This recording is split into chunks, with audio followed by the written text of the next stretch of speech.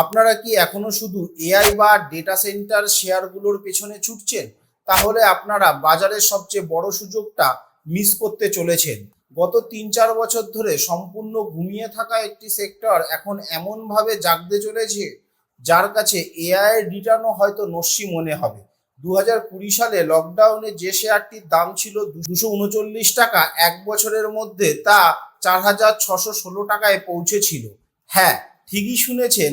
কোন সেই সেক্টর, চলুন জেনে নিই। আজকের ভিডিওতে আমরা কথা বলবো সেই স্লিপিং জায়ান্ট অর্থাৎ কেমিক্যাল সেক্টর নিয়ে। সাথে থাকছে Balaji eminence, PN Gadgil jewellers এবং কানাডা ব্যাংকের ধামাকাদার কোয়ার্টার 1 রেজাল্টের বিশ্লেষণ। আর ভিডিওর শেষে ওয়েলস্পুন ক্রপ এবং স্টারলাইট টেকের এমন দুটি আপডেট দেব যা আপনার পোর্টফোলিওকে বদলে দিতে পারে। তাই ভিডিওটি একদম শেষ পর্যন্ত দেখবেন। রাশিয়া ইউক্রেন যুদ্ধের কারণে গত ৩-৪ বছর কেমিক্যাল সেক্টর এড়িয়ে চলছিলেন অনেকেই, কিন্তু সরকার এখন সেই সেক্টরে বিপুল সাপোর্ট দিচ্ছে।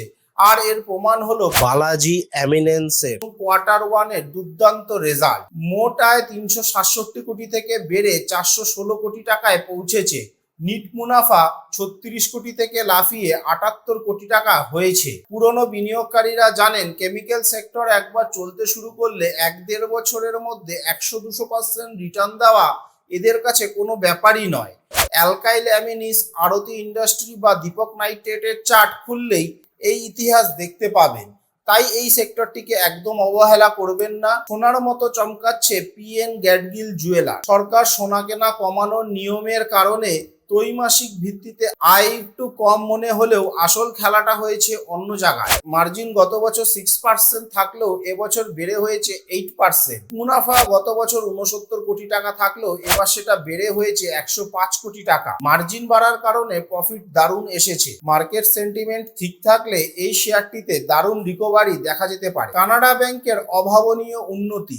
সরকারি ব্যাংক কানাডা ব্যাংক আজ প্রমাণ করে দিয়েছে যে তারাও পিছিয়ে নেই।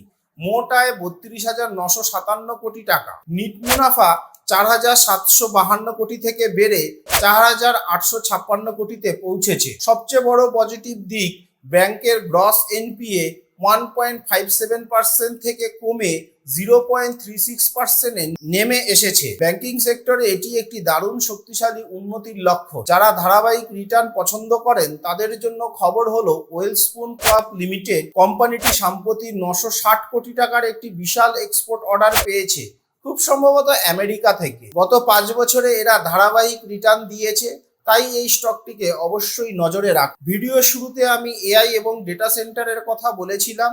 এই ডেটা সেন্টারগুলোর গ্লোবাল ফাইবার চাহিদা মেটাতে স্টারলাইট টেকনোলজি প্রায় ১,৫০০ কোটি টাকা বিনিয়োগ করে তাদের ব্যবসা সম্প্রসারণ করেছে। জানুয়ারি থেকে জুন পর্যন্ত এই শেয়ারটি প্রায় ৬৫০% বেড়েছে। এদের মুনাফার প্রবৃদ্ধি হয়েছে ১,৮০০%।